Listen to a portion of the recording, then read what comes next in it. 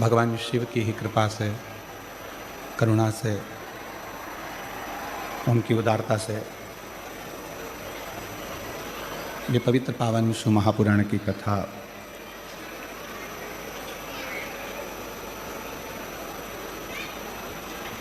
सूरत नगर में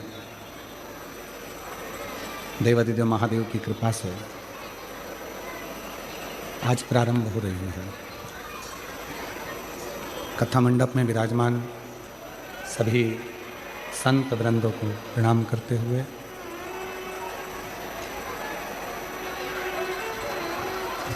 संत वृंदों को नमन करते हुए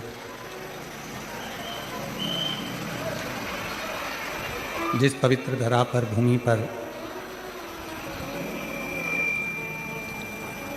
नित्य प्रति संतों का आशीर्वाद गुजरात की धरा पर प्राप्त होता रहा है, उस पवित्र भूमि पर आप और हम भगवान शिव की कथा को सुन रहे हैं। कथा के मुख्य आयोजक श्री लड्डू गोपाल गौशाला समिति, एक बार जोरदार ताली बजाकर उनके लिए साधुवाद। शास्त्री स्वामी हरि जीवन दास जी महाराज, छोटू भाई एकनाथ भाई पाटिल जी, जिनका अथक प्रयास इस कथा में प्राप्त हुआ। एक बार छोटू भाई जी के लिए भी बहुत जोरदार ताली बजाकर साधुवाद। स्वर्गीय मैनेजर मिश्रा, स्वर्गीय रघुवंश मिश्रा जी की स्मृति में श्रीमती उर्मिला देवी, आशुतोष मिश्रा जी, श्रीमती सीमा मिश्रा जी, जिन्होंने मुख्य यजमान आतिथ्य पद प्राप्त किया, एक बार उनके लिए भी जोरदार ताली बजाकर साधुवाद।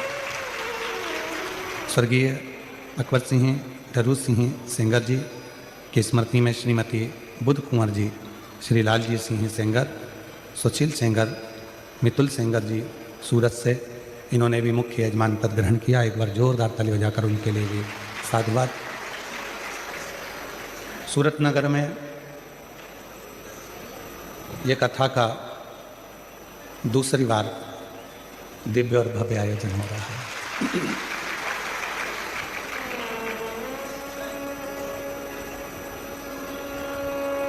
हमको लगा था कि एक बार आप अच्छे से पेट भरकर सुन लिए होंगे, पर आज सिद्ध हो गया कि भजन और भोजन की जरूरत तो रोज होती है, इसलिए कथा की जरूरत भी रोज होती है।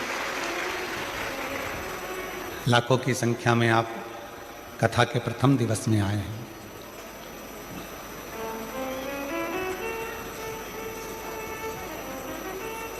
कपड़ा और डायमंड की इस पवित्र धरा है। यहाँ हीरे को तराशा जाता है और जिन कपड़ों को आप और हम पहनते हैं वो वस्त्र इसी गुजरात सूरत की पवित्र धरा से निकल कर आपके और हमारे पास पहुँचता है।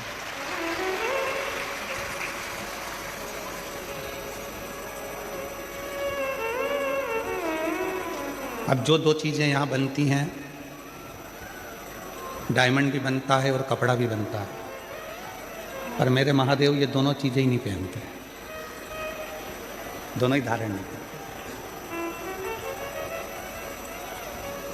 क्योंकि स्वयं पार्वती जी ने शिव जी से कहा था कि दुनिया का सबसे बड़ा अगर कोई नहीं वो हीरा है और कोई डायमंड है, तो मेरे प्रभु के सिवा दुनिया में कोई डायमंड ऐसा नहीं है जो दिन रात चमकता है। वो शिव है, वो शंकर, वो उघड़दान। और तेरी कृपा बिना न हिले एक भी अणु, लेते हैं श्वास तेरी कृपा से तनु तनु। बखान क्या करूं मैं राखों के ढेर का, चपटी भभूत मेरे खजाना कुबेर का। हे गंगाधर मुक्ति द्वार ओमकार तू, भोले ओमकार तू। आयो शरण तिहारी शंभु तार तार तू। एक बड़ा सुंदर सा एक प्रसंग से 2026 की प्रथम शिव महापुराण कथा को प्रारंभ कर रहे हैं। सूरतनगर गुजरात से 2025 गया, 26 आ गया। उम्र आपकी भी बड़ी, हमारी भी बड़ी।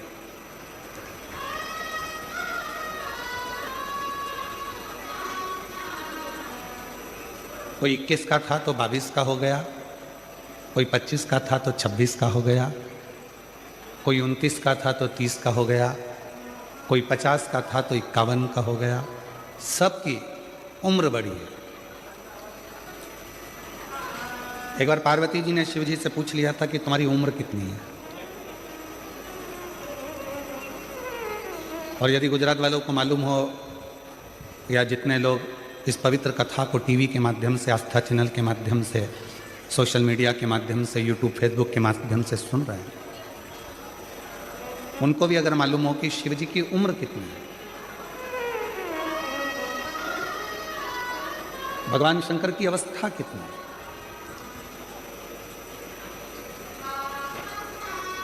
किसी को नहीं मालूम।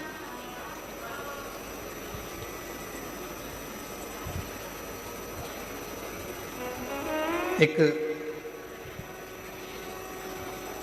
कोई अन्य व्यक्ति से पूछा जाए कि ये धर्म कब का है, या वो धर्म कब का है, या क्रिश्चियन धर्म कब का है, मुस्लिम धर्म कब का है, ये धर्म कब का है, वो धर्म कब का है, तो बताया जा सकता है कि ये धर्म इनका, और इसको धर्म नहीं, पंथ इनका ऐसे चालू है। पर कोई तुमसे पूछे कि हमारा सनातन धर्म कब का है, तो उसका कोई अंदाजा नहीं लगाया जा सकता। जब से पृथ्वी, अग्नि, आकाश, वायु, जल है, तब से ये सनातन धर्म निश्चित आनंद के साथ है। इसका कोई अंदाजा नहीं लगा सकते।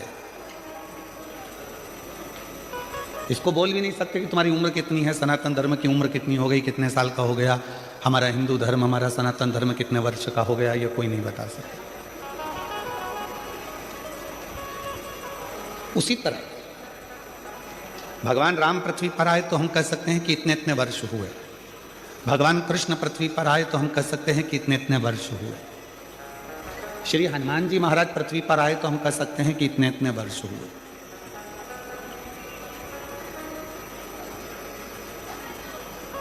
परशुराम भगवान पृथ्वी पर आए तो हम कह सकते हैं कि इतने इतने वर्ष हुए। सारे देवताओं का बताया जा सकता है कि इतने वर्ष हुए हैं, पर भगवान देवाधिदेव महादेव के लिए कोई पुराण, कोई शास्त्र, कोई वेद ये नहीं बता सकता कि शंकर भगवान कितने वर्ष पुराने हैं या शिव जी की उम्र कितनी है, अवस्था कितनी है, ये शिव जी के लिए कोई नहीं बता सकता। इसको बताना बहुत कठिन है, इसको जानना बहुत कठिन है। तो पार्वती जी ने शिव जी से प्रश्न किया, और प्रश्न भी इतना सुंदर था कि तुम्हारी अवस्था कितनी है, तुम्हारी उम्र कितनी है।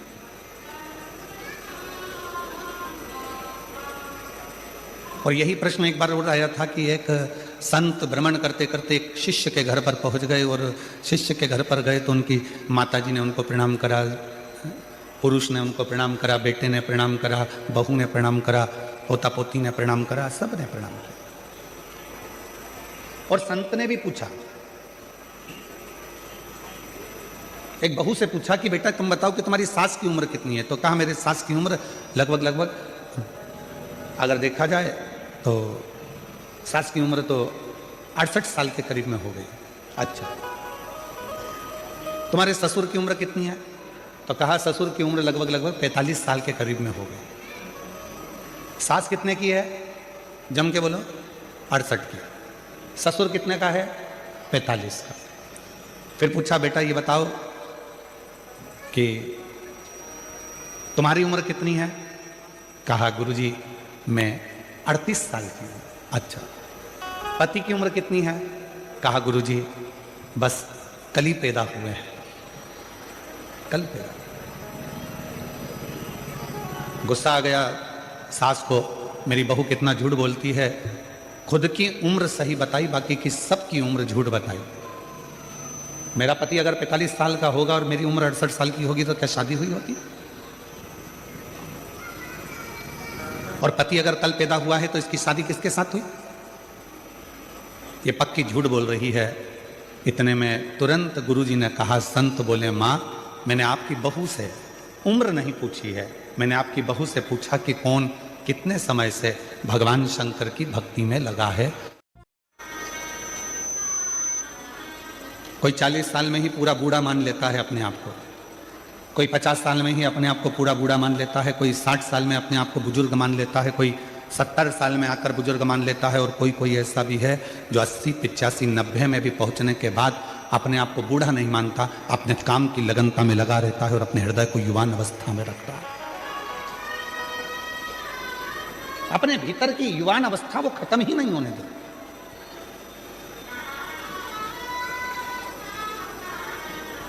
दो 2025 चले गया, 2026 आ गया और 26 की ये पहली कथा चालू हो गई। आज आप लोगों से निवेदन है, तुम कितने भी उम्र में बढ़ रहे हो मना नहीं, कितने भी धन में बढ़ रहे हो मना नहीं, कितनी भी फैक्ट्रियों में बढ़ रहे हो मना नहीं, कितनी भी गाड़ियों में बढ़ रहे हो मना नहीं, कितने ही बंगलों में बढ़ रहे हो मना नहीं, तुम कितनी भी उन्नति की सीढ़ी पर चढ़ रहे हो मना नहीं, पर इतना जरूर याद रखना कि अपने मन को हमेशा उम्र से मत तोलना। उम्र कितनी भी बढ़ जाए, बंगले कितने भी बढ़ जाए, गाड़ी कितनी भी बढ़ जाए, फैक्ट्री कितनी भी बढ़ जाए, गाड़ियां कितनी भी बढ़ जाए, पर मन को हमेशा युवान रखना, तरुण रखना, और जिस मन से आपको दुनिया का सारा कार्य करना, उस मन की तरुणाई को रखिए। किसी ने कह दिया तुम्हारे बस का ये नहीं है, ऐसा हो नहीं सकता कि मेरे बस का नहीं, मेरे को करके मानना। किसी ने कह दिया तुम ये नहीं कर सकते, क्यों नहीं कर सकते? मेरे मन का पूरा विश्वास है, मैं ये कार्य कर कर रहूंगा।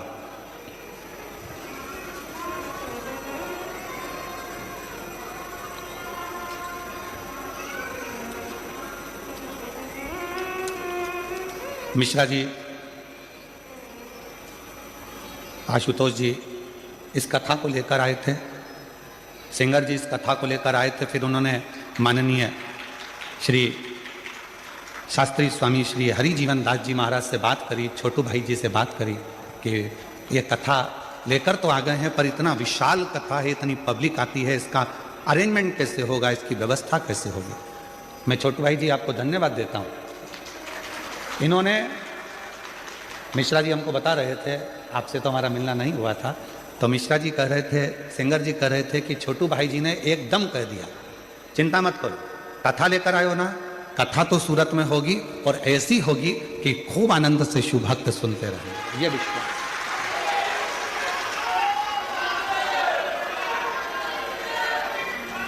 मैं बहुत बहुत साधुवाद देता हूँ छोटू भाई जी आपको, साथ में मिश्रा जी, सिंगर जी आपको, और उससे ज़्यादा साधुवाद देता हूँ लड्डू गोपाल गौशाला के माननीय हरिजीवन दास जी महाराज जी को, जिन्होंने इस कथा को बड़ी सरलता और सहजता के साथ में संजोया, बहुत सरल।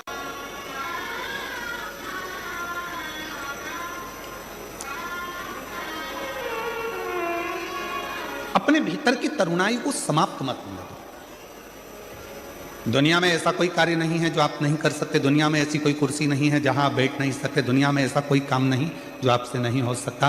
बस अपने भीतर की तरुणाई को जब आपने जागृत रखा है तो वो तरुणाई के साथ में आप आगे बढ़ेंगे तो अपने जीवन में सारी उलझनों को मिटाते हुए आगे बढ़ते बढ़ते अपनी मंजिल तक पहुंच ही जाओगे, पहुंचो।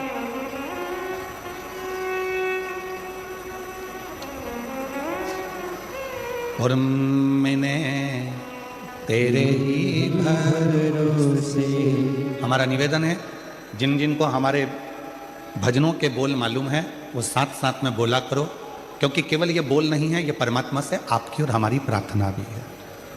मैंने तेरे ही भरोसे हवा बिच उड़ती जागी, बाबा डोर छड़ी नाम हटी जागी, भोले मेरी पतन शंभु मेरी पतन, हवा बिच उड़ती जागी, बाबा डोर तो छठी नाम कटी जागी। भोले मैं तेरी कदम। अपने भीतर की तरुणाई को कभी समाप्त मत होना, कभी नहीं।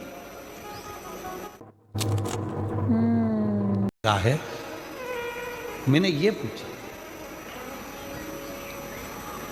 कोई 68 साल, कोई 45 साल, कोई 38 साल, और पति को रोज कहती थी कि शंकर जी के मंदिर में 1 लोटा जल चढ़ाने चलो, 1 लोटा जल डालने चलो। वो कल से जाना चालू करा है तो पति की उम्र भी बस कल से ही प्रारंभ हुई है। जिसने अपनी जिंदगी में जो अच्छा काम किया और जिस दिन से प्रारंभ किया, समझ लेना कि तुम्हारी असली उम्र उस दिन से प्रारंभ हो गई।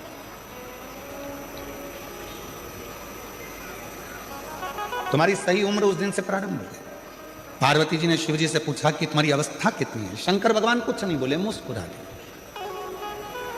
कभी कभी कोई कोई प्रसंग ऐसा होता है जिसमें पति पत्नी का कोई उत्तर नहीं देता और वो मुस्कुरा देता। और कभी कभी ऐसा भी होता है कि पत्नी कोई प्रश्न लेकर जिद कर कर पकड़ लेती है तो पति को उत्तर देना ही पड़ता है।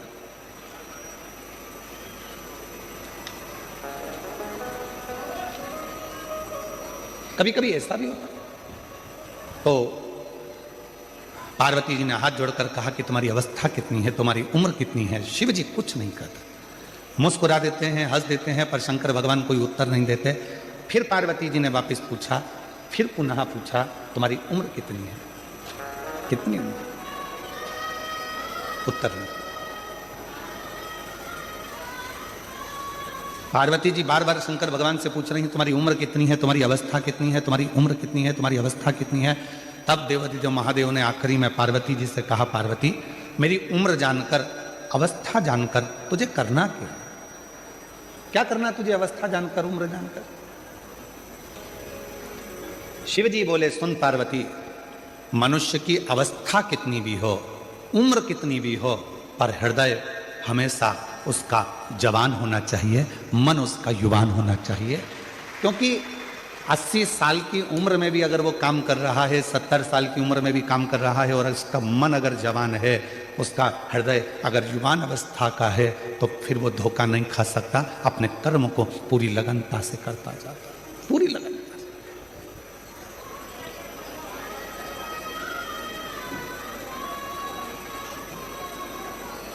अब कोई आपसे पूछे, क्यों साहब भारत की भूमि का संचालन कर रहे माननीय प्रधानमंत्री जी की उम्र कितनी है? आप कहोगे 75 के हो,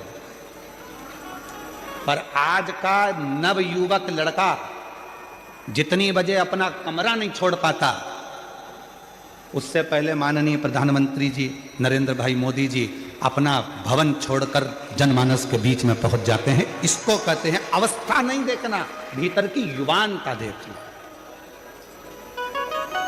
इसको अवस्था नहीं देखते, इसको भीतर की युवानता देखते हैं। अपने भीतर, अपने हृदय, अपने मन की युवा अवस्था।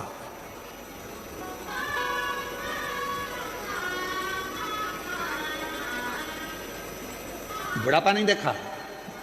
कोई ऐसे भी होते हैं कि 60-65 में आप लोगों में भी कई माताएं ऐसी बैठी होंगी, कई भाई ऐसे बैठे होंगे जो 25 बार घर में कह देते होंगे, अब तो अवस्था हो गई रे, अब कमर से बनता नहीं है, अब तो ये पाँव बहुत दुखे, हमारा घोड़ा बहुत दुखता है, अब ये पाँव अब मुझसे चलते बनता नहीं। अब तुम 60 की, 65 की, 55 के, 50 के, कई बहुएं तो 40 साल की, 35 साल की, तो भी उनकी कहीं कमर दुखे, कहीं सिर दुखे, कहीं कोहनी दुखे, कहीं हाथ दुखे, कहीं नेत्र दुखे, दिन भर उनका कुछ ना कुछ दुखता रहता है। तो जरा विचार करिएगा महाराज, भीतर से वो अवस्था से बूढ़ी नहीं हो रही हैं, वो भीतर से बूढ़ी होती चली जा रही हैं। और शिव महापुराण की कथा कहती है, शंकर की कथा कहती है, शंकर भगवान कितने साल के हो गए, अवस्था कितनी हो गई, किसी को नहीं मालूम, परंतु शंकर भगवान के हृदय की तरुणाई, शिव जी के हृदय की युवान अवस्था कभी खत्म नहीं होती। वो लगनता से अपने कर्म के प्रति जागरूक बने रहते हैं।